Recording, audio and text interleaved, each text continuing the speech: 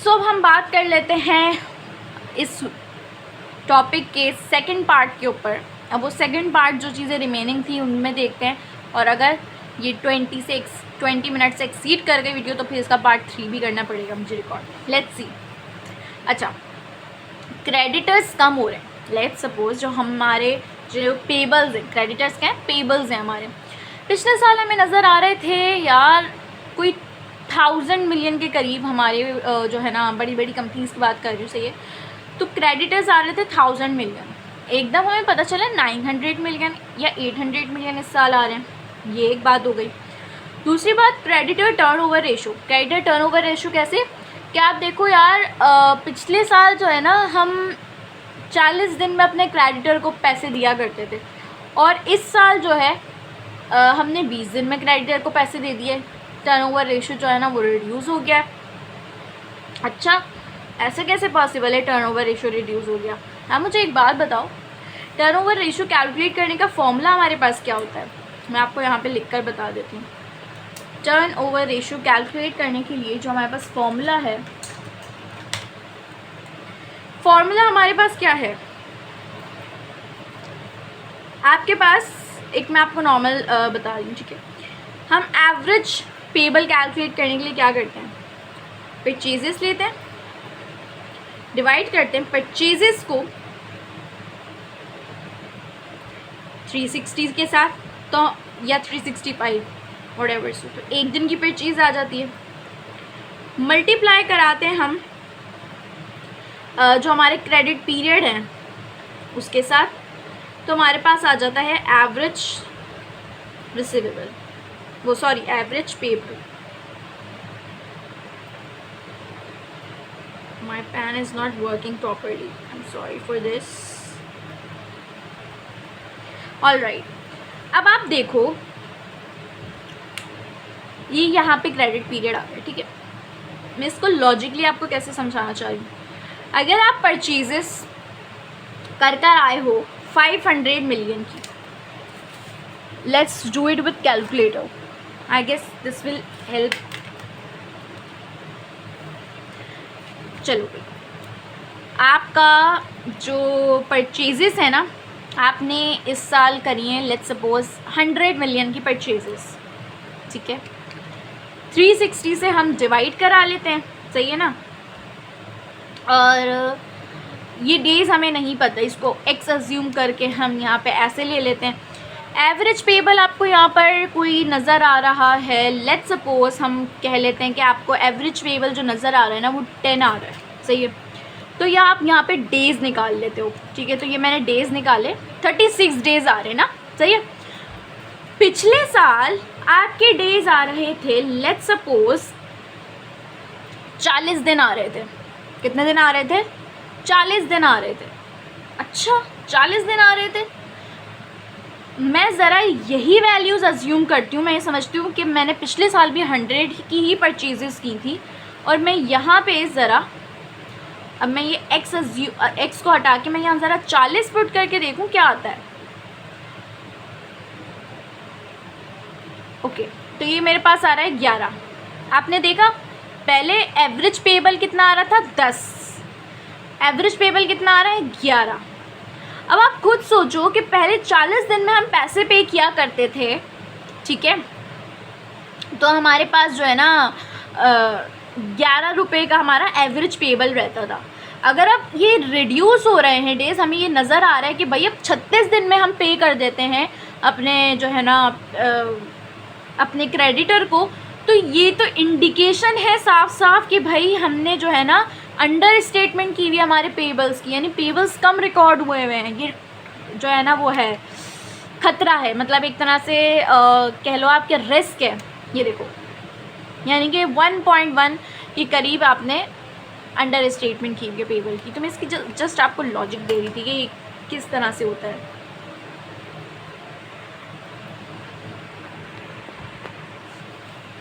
ठीक है, तो आपको यहाँ पे ये वाली चीज़ समझ आ गई। अच्छा, अब हम मूव करते हैं हमारे डेवलपमेंट कॉस्ट की तरफ, ठीक है। डेवलपमेंट कॉस्ट रिकॉग्नाइज हुई है, आपको क्वेश्चन में इन्फॉर्मेशन गिवन है कि भाई डेवलपमेंट हुई है। कोई एसेट जो है क्लाइंट ने डेवलप किया इंटरनली।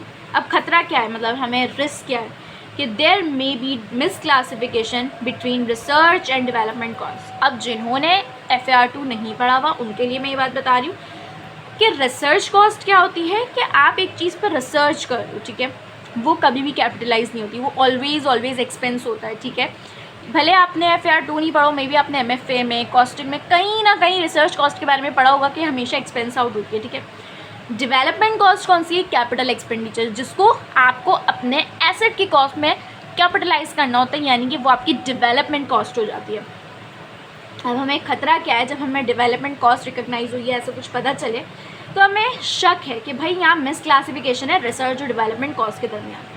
फिर आपको पता चलता है कि डेवलपमेंट कॉस्ट जो है ना, हो सकता है उसने क्राइटेरिया मीट ना किया हो। अब ये बात मैं आपको समझा देती हूँ। डेवलपमेंट कॉस्ट FAR2 में ये चीज़, ठीक है, कुछ 5 से 6 बातें, ठीक है, अगर वो होंगी, वो मीट कर रही होंगी, तो एक कॉस्ट जो है उसको आप रिकॉग्नाइज कर सकते हो एज डेवलपमेंट कॉस्ट, ठीक है। वरना अगर उसने वो क्राइटेरिया मीट ना किया एज पर जो स्टैंडर्ड है, तो फिर उसको हम एक्सपेंस आउट करते हैं, फिर उसको हम डेवलप्ड नहीं करते, ठीक है। तो ये हमारा खतरा है, मतलब हमें शक है इस चीज़ पे कि डेवलपमेंट कॉस्ट जो है उसने क्राइटेरिया मीट ना किया हो। इसके लिए अब हम प्रोसीजर्स देख लेते हैं जो कि हम पेज 195 पर। आई होप आप लोग बोर नहीं हो रहे होंगे, क्योंकि मैं बोर कर भी नहीं सकती हूँ। तो अब हम पढ़ लेते हैं यहाँ पे डेवलपमेंट कॉस्ट के लिए ये कुछ प्रोसीजर्स हैं। सबसे पहले वही criteria recognition, ensure development cost meet AFRF criteria. AFRF मतलब एप्लीकेबल फाइनेंशियल रिपोर्टिंग फ्रेमवर्क का जो क्राइटेरिया है डेवलपमेंट कॉस्ट ने वो मीट कर लिया हो और एक्सपेंस हो कर दिया हो अगर क्राइटेरिया मीट नहीं हुआ। ये हमें इंश्योरिटी ले लेनी है। इंश्योरिटी लेने का मतलब है हमें एक कंफर्म कर लेना, हमें ये चीज़, हाँ, हमें अपनी तसल्ली ले लेनी है, एक याद दहानी कर लेनी है, इसका ये मतलब होता है। फिर फीजिबिलिटी असेसमेंट करनी है। फीजिबिलिटी असेसमेंट क्या है? Discuss with management project feasibility. Management के साथ डिस्कस करो यार, जो आपका ये प्रोजेक्ट है जो आपने लगाया हुआ है, क्या ये फीजिबल भी है, मतलब जिस पे आप लेट्स सपोज एंटिटी ने एक एप्लीकेशन डेवलप किया, ठीक है। अब आप वहाँ की मैनेजमेंट से पूछो, आप ये बताओ आपके पास क्या सबूत है कि ये आपका जो प्रोजेक्ट है, ये आपकी जो एप्लीकेशन है, ये आगे चलेगी, फीजिबल है, फीजिबिलिटी आप देख लो, मैनेजमेंट से डिस्कस, बातचीत कर लो, रिव्यू कर लो प्रोजेक्शंस और फोरकास्ट। फोरकास्ट क्या है? बजट। वही रिव्यू देख लो आप, जो प्रोजेक्शंस ली गई हैं, ठीक है, और जो फोरकास्ट लिए गए हैं। रीजनेबलेंस का हमेशा मतलब होता है कि या तो मार्केट की कंडीशंस के साथ मैच कर लेना, या बीइंग एन ऑडिटर, ज़ाहिर है आपने FAR1, FAR2, MFA ये तमाम चीज़ें पढ़ी हुई होती हैं, तो आपको इतना आइडिया होता है कि क्या चीज़ जो है वो आनी चाहिए डेवलपमेंट कॉस्ट में, क्या चीज़ नहीं आनी चाहिए, या प्रोजेक्ट फीजिबल है या नहीं। ये चीज़ जैसे कि हमारी NPV वगैरह जो हम निकालते हैं, नेट प्रेजेंट वैल्यू, तो वही तमाम चीज़ें। कंफर्म कर लो प्रोडक्शन और मार्केटिंग प्लान्स और मार्केट की एग्जिस्टेंस। पहले ही देख लो ये जो प्रोडक्ट बनाया गया है क्या ये मार्केट में वैसे एग्जिस्ट करता है, मतलब और कोई जो कंपैटिटर्स हैं हमारे क्लाइंट के, क्या वो भी इस चीज़ को बना रहे हैं, इस तरह की चीज़ें हैं या नहीं। मार्केटिंग प्लान हमारे मतलब जो हमारे क्लाइंट है उससे पूछ लो भाई आपके प्लान क्या, आप किस तरह, आप कैसे एडवर्टाइज़ करोगे अपने इस प्रोडक्ट को, कैसे आप जो है लोगों को बताओगे कि उनके लिए अच्छा है, उसको इस्तेमाल करो। तो वो तमाम चीज़ें आपने कंफर्म कर लेनी है, और प्रोडक्शन को भी कंफर्म कर लेना है कि आप इसकी प्रोडक्शन कैसे करोगे, क्या इसकी प्रोडक्शन कंटिन्यू रहेगी या फिर बंद हो जाएगी या कुछ भी। इवैल्यूएट कर लो फंडिंग अवेलेबिलिटी, बहुत ज़रूरी है, जो हमने MFA में भी पढ़ा है, या आपने MFA में नहीं तो मेरे ख्याल से आपने ITB में तो ज़रूर पढ़ा होगा, sources of finance. Sources of finance क्या है भाई? चाहे आप इक्विटी से अपना सोर्स जो है ना, अपने पास पैसे लिया, आपको एक बिज़नेस शुरू करना है, चाहे आप डेट से लिया, लोन ले लो बैंक से, या फिर लोगों से बॉन्ड इशू करके, तो ये कुछ भी हो सकता है। तो इवैल्यूएट करो जो भी फ़ंड अवेलेबल है इसको कंप्लीट करने के लिए, इस प्रोजेक्ट पे काम करने के लिए जो फ़ंड अवेलेबल है उनको इवैल्यूएट कर लो।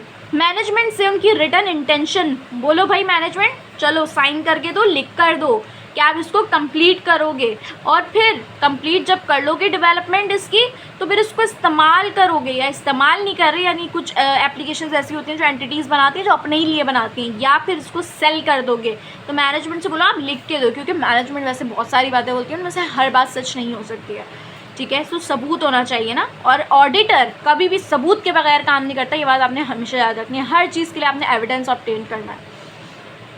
Cost verification, inspect development contracts. जब आप अपने किसी भी एसेट को डेवलप कर रहे हो तो उसके लिए कुछ कॉन्ट्रैक्ट्स होते हैं। मे बी कोई अथॉरिटीज़ से आपने परमिशन लियो, ठीक है, मे बी आपको जो है ना कोई लाइसेंस मिला हो, ठीक है, या कोई भी ऐसी चीज़ हो सकती है, लेकिन वो डेवलपमेंट कॉन्ट्रैक्ट्स कहलाएंगे, उसके अंदर आ जाते हैं। ये ब्रॉडर टर्म है डेवलपमेंट कॉन्ट्रैक्ट्स, और इसके अंदर जो है ना उसकी अलग अलग सारी टर्मिनोलॉजीज़ आ जाती हैं। इन्वॉइसेस, इन्वॉइसेस क्या मतलब, जो आपने जो भी एक्सपेंडिचर किया उसकी इन्वॉइसेस होंगी, ठीक है। जो भी लेट्स सपोज अगर आप एक कोई ऐसी चीज़ बना रहे हो जिसके ऊपर आपने खर्चा किया है, ऑब्वियसली चीज़ें बनाने के लिए खर्चा ही होता है, लेकिन उसकी कुछ इन्वॉइसेस होती है जो आपके सप्लायर या फिर जिसने भी काम किया उसने अपनी इन्वॉइस बना के दी होगी, भाई इतना पैसा है, तो फिर आप दे देते हो पैसे, तो इन्वॉइसेस इंस्पेक्ट कर लो। टाइम शीट्स को इंस्पेक्ट कर लो। टाइम शीट्स को इंस्पेक्ट कर लो का मतलब है कि जो लेबर इस पे लगी है उसने कितने घंटे दिए इस प्रोडक्ट को बनाने के लिए। पेटेंट्स देख लो। पेटेंट्स क्या होते हैं? पेटेंट्स होते हैं बेसिकली लाइसेंस की तरह ही होते हैं वो भी, कि इस आपको परमिशन मिली है एक तरह से उस एसेट को बनाने की या उस प्रोडक्ट को बनाने की। For sample development cost, sample development cost मतलब हो सकता है बहुत सारी डेवलपमेंट कॉस्ट हो, लेकिन आप एक को देख लो। फिर क्लासिफिकेशन रिव्यू, वेरीफाई करो कि प्रॉपर क्लासिफिकेशन हुई है जिसमें रिसर्च कॉस्ट शामिल नहीं है। फिर इम्पेयरमेंट को देख लो, डिस्कस कर लो पोटेंशियल इम्पेयरमेंट, जो कि इम्पेयरमेंट हो सकती है पोस्ट रिकॉग्निशन, यानी जब डेवलपमेंट कॉस्ट रिकॉग्नाइज हो जाए उसके बाद हो सकता है इम्पेयरमेंट हो जाए, तो मैनेजमेंट से इस बारे में भी पहले से ही डिस्कस कर लो। कंट्रोल टेस्टिंग, टेस्ट कर लो कंट्रोल्स को जो डॉक्यूमेंटेशन को प्रोटेक्ट करते हैं, जैसे किसी साइंटिस्ट के नोट, कोई डिस्कवरीज हैं और कोई कंक्लूजन से उनको प्रोटेक्ट करते हैं, तो वो आप देख लो। तो ये हमारा हो गया। अब हम बात कर लेते हैं यहाँ पे, अब आपको क्वेश्चन में इंफॉर्मेशन गिवन है कि इंपोर्ट हुई है या एक्सपोर्ट हुई है, सही है। इससे आपका रिस्क अराइज होता है। क्या रिस्क अराइज होता है? गुड्स इन ट्रांजिट में not be appropriately recorded. Goods in transit क्या होता है? बेसिकली हमारे या तो हमने गुड्स भिजवा दिए होते हैं लेकिन हमारे कस्टमर के पास नहीं पहुंचे होते, या हमारे सप्लायर ने हमें गुड्स भिजवा दिए होते हैं और हमारे पास नहीं पहुंचे होते। What does this mean? कि हमारे सप्लायर ने तो अपने पास से अपनी इन्वेंट्री को क्रेडिट कर दिया और कॉस्ट ऑफ गुड्स सोल्ड को डेबिट कर लिया, या हमने सेम काम कर लिया लेकिन हमारे कस्टमर तक माल नहीं पहुंचा, या हम तक हमारे सप्लायर का माल नहीं पहुंचा, तो उसके लिए फिर एक अकाउंटिंग का रूल है कि आपने गुड्स इन ट्रांजिट की एंट्री बना लेनी है, सही है। तो गुड्स इन ट्रांजिट को फिर डेबिट करना होता है आपने। तो गुड्स इन ट्रांजिट में not be appropriately recorded, goods in transit हो सकता है एप्रोप्रिएटली रिकॉर्ड ना किए गए हैं। फिर एप्रोप्रिएट एक्सचेंज रेट्स, क्योंकि जब हम फॉरेन करेंसी में ट्रांजैक्शंस करते हैं तो हमें एक्सचेंज रेट्स का इस्तेमाल करना होता है। लेट्स सपोज कि अगर हमें हमारा पेएबल है, ठीक है, अगर हमारा पेएबल है ना, सो हमें लेना होता है सेलिंग रेट। अगर हमारा रिसीवेबल है तो हमें लेना होता है बाइंग रेट, ठीक है। तो ये चीज़ें करनी होती है। तो एप्रोप्रिएट हो सकता है एक्सचेंज रेट्स इस्तेमाल ना किए गए हों जो फॉरेन करेंसी के सेल या परचेज को रिकॉर्ड किया गया हो। दूसरा रिस्क हो सकता है कि रेट्स में फ्लक्चुएशंस आती रहती हैं, यानी कि रेट बढ़ भी जाते हैं, रेट कम भी हो जाते हैं फॉरेन करेंसी के ईयर एंड पर, तो हमें ट्रांसलेशन करनी होती है, मतलब हमें क्या करना होता है, गेन या लॉस रिकॉर्ड करना होता है ईयर एंड पर, ठीक है। ये भी FAR 2 का ही टॉपिक है। May not be recorded for foreign currency receivable या पेएबल, या तो कह रहे हैं उन्होंने रिकॉर्ड ही नहीं किया, यानी कि हो सकता है रिसीवेबल आपका बढ़ गया हो, पेएबल आपका बढ़ गया हो, ठीक है, तो रिकॉर्ड नहीं किया, या रिकॉर्ड किया लेकिन गलत रिकॉर्ड कर दिया। और गलत कैसे रिकॉर्ड कर दिया? परचेजेस या सेल्स में रिकॉर्ड कर दिया, यानी कि अगर आपका पेएबल था तो आपने परचेजेस को बढ़ा दिया जबकि परचेजेस नहीं बढ़नी थी। अगर आपकी सेल्स थी तो आपने, यानी कि आपका अगर रिसीवेबल था आपने सेल्स को बढ़ा दिया जबकि सेल्स नहीं बढ़नी थी। होना क्या था, अगर आपको फ़ायदा हुआ है ना, चाहे वो पेएबल के केस में ये हुआ हो कि आपका रेट जो है ना पेएबल वाला कम हो गया हो, रिसीवेबल केस में हुआ हो कि आपका जो रिसीवेबल है वो बढ़ गया हो एक्सचेंज रेट के बढ़ने की वजह से, तो फ़ायदा जब भी होगा फेवरेबल होगा तो इनकम, अगर लॉस है तो वो एक्सपेंस के तौर पे P&L में जाएगा। ये होना था, हो सकता है ना किया हो, गया हो। अब इंस्पेक्ट कर लेंगे परचेज ऑर्डर्स, ठीक है, गुड्स इन ट्रांजिट के लिए। अब वो परचेज ऑर्डर शायद हमने बनाए हों, जो हमने अपने सप्लायर को भेजे थे, या हमारे कस्टमर ने हमें दिए हों जो उसने हमसे परचेजेस करनी थी। तो इंस्पेक्ट कर लेंगे उसको, यानी verify that rights and rewards, ठीक है, इन्वेंट्री के ट्रांसफ़र हो गए हों एप्रोप्रिएटली। राइट्स एंड रिवॉर्ड्स का मतलब है एक चीज़ फिर वो उसके ओनर के पास चली गई हो properly. Test of controls for exchange rates, check कर लेंगे कि करेक्ट एक्सचेंज रेट्स इस्तेमाल हुए हैं फॉरेन करेंसी ट्रांजैक्शंस के लिए।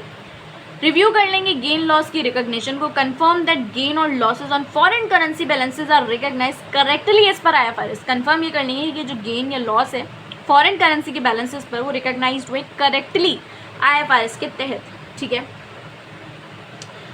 अच्छा, ये थोड़ा सा बड़ा टॉपिक है, इसको मैं थोड़ी सी देर के लिए स्किप कर रही हूँ। हम आ जाते हैं यहाँ पर। आपको ये पता चला है कि कोई न्यू अकाउंटिंग आ गई है, हमारे क्लाइंट ने ऑप्ट कर लिए, या कोई नया लीगल सिस्टम आ गया है, कोई नई रेगुलेशन गाइडलाइंस आ गई हैं, कोई अकाउंटिंग पॉलिसी ही चेंज हो गई है, ठीक है। जैसे लेट्स सपोज जब ये IFRS 15 आया था तो बहुत सारे इससे पहले स्टैंडर्ड्स एग्जिस्ट करते थे जो रेवेन्यू के लिए थे, जो परचेजेस के लिए थे, ठीक है। तो वो तमाम के तमाम जो है ना स्टैंडर्ड्स फिर मेरे ख्याल से ख़त्म हो गए, क्योंकि ये अकाउंटिंग पॉलिसी अब चेंज हो गई है। अब जो आपने रेवेन्यू रिकॉर्ड करना है वो IFRS 15 के मुताबिक करना है। तो रिस्क क्या है? नॉन कंप्लाइंस और रिलेटेड इम्प्लीकेशंस का, यानी जो पोटेंशियल मिस स्टेटमेंट्स, पोटेंशियल का मतलब है यहाँ हो सकती हैं, खतरा है कि यहाँ मिस स्टेटमेंट्स होंगे। मिस स्टेटमेंट्स क्या? गलतियाँ, लेकिन हम ऑडिट के ज़माने में मिस स्टेटमेंट्स बोलते हैं। एंड पेनल्टीज़ हो सकता है, और पेनल्टी लगे एंटिटी पर due to non compliance, compliance ना करने की वजह से, नए रिपोर्टिंग की नॉन कंप्लाइंस या लीगल रिक्वायरमेंट की नॉन कंप्लाइंस, ये हमारा खतरा है। अब ऑडिट प्रोसीजर क्या है इसका? रिव्यू कर लो पहले तो न्यू रिपोर्टिंग की रिक्वायरमेंट क्या है। Verify adherence to stick, to affirm, to follow, ठीक है। ये अडहेरेंस का मतलब एक चीज़ को आप फुली स्टिक रहो कि आपने ये काम करना है। वेरीफाई कर लेंगे अडहेरेंस न्यू अकाउंटिंग पॉलिसी की, ठीक है, या जो रेगुलेटरी रिक्वायरमेंट है, ठीक है, उसके साथ देख लेंगे क्या जो हमारा क्लाइंट है वो अडहेर है या नहीं। फिर सपोर्टिंग डॉक्यूमेंट्स देख लेंगे, असेस कर लेंगे एप्रोप्रिएटनेस सपोर्टिंग डॉक्यूमेंट्स की जो कंप्लाइंस के लिए है, ठीक है। जैसे कि सपोर्टिंग डॉक्यूमेंट्स में क्या बातें हो सकती हैं,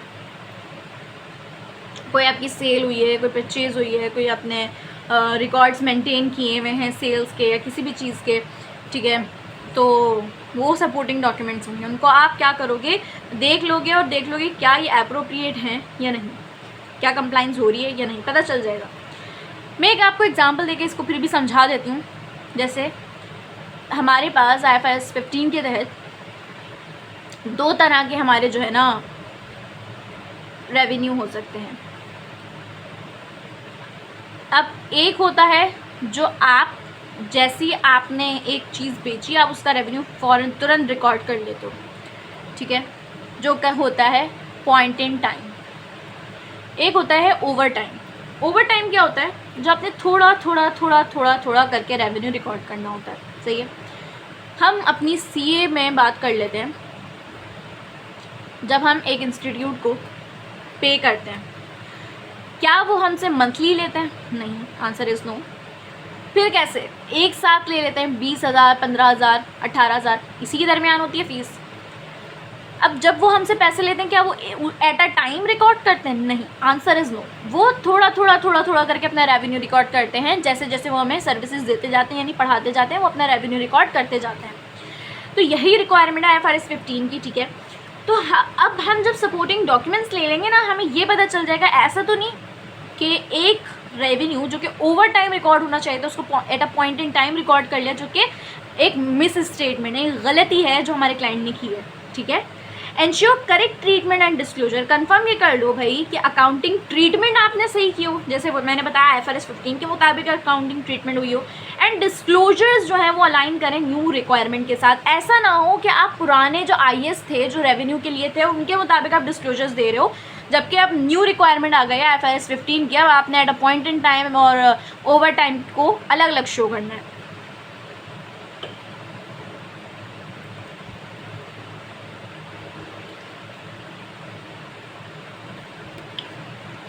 ठीक है। फिर हम यहाँ पर बात कर लेते हैं, हमें इनकम रिसीव हुई है या हमने एक्सपेंस पे किया है जो कि एडवांस में किया। अक्सर होता है हम अपना रेंट एडवांस में पे कर देते हैं, यानी महीना शुरू हुआ हमने रेंट पे कर दिया या पूरे 1 साल का रेंट पे कर दिया, ठीक है। इनकम हमने पहले रिसीव कर ली, ये ज़्यादातर होता है नॉट फॉर प्रॉफिट ऑर्गेनाइजेशंस में ज़्यादातर होता है ऐसा, लेकिन यहाँ पे ये CA इंस्टीट्यूट्स में भी आप देखोगे कि एडवांस में ज़ाहिर वो हमसे पैसे ले रहे होते हैं, जबकि उन्हें पढ़ाना बाद में होता है, ठीक है। अब इसमें रिस्क क्या है कि ओवर स्टेटमेंट हो गई होगी, ओवर स्टेटमेंट हो गई होगी किसकी, रेवेन्यू की, और अंडर स्टेटमेंट हो गई होगी एक्सपेंस की। अब यहाँ पे देखो रिस्क क्या है कि जो इनकम है और एक्सपेंस है वो रिकॉर्ड कर लिए जब कैश रिसीव हुआ या पे हुआ। Are you getting my point? जब कैश हमें मिला उसी वक्त रेवेन्यू रिकॉर्ड कर लिया। जैसे ही हमने अपने रेंट के लिए 1 साल के पैसे दे दिए, हमने एक्सपेंस रिकॉर्ड कर लिया, जब कैसा नहीं होना चाहिए, ठीक है, क्योंकि वो एडवांस है। Instead of when risk and rewards are transferred, इसका मतलब ये होता है कि आपने अपनी परफॉर्मेंस ऑब्लिगेशन को सेटिस्फाई कर दिया हो, ठीक है। जैसे अब मैंने लेट्स सपोज अगर अपना रेंट जो है पूरे 1 साल का पे कर दिया, लेकिन अब मैं उसको एक्सपेंस जो है ओवर टाइम बनाऊंगी, क्योंकि जैसे जैसे मेरा महीना गुजरता जाएगा उस महीने का एक्सपेंस रिकॉर्ड करती जाऊंगी, तो यही रिक्वायरमेंट होती है। लेकिन हो सकता है कि हमारा रिस्क है कि हमारे क्लाइंट ने क्या किया हो कि जैसे ही उसे पैसे मिले उसने अपना एक्सपेंस रिकॉर्ड कर लिया, सॉरी जैसे ही उसने पैसे पे किए उसने अपना एक्सपेंस बुक कर लिया, या जैसे ही उसे पैसे मिले उसने अपनी इनकम बुक कर लिया। तो ये नहीं करना है आपने। अब इसके लिए क्या करेंगे, टेस्ट करेंगे कंट्रोल्स जो कि रेवेन्यू रिकॉग्निशन पर हैं। इंश्योर करनी है हमें सेल्स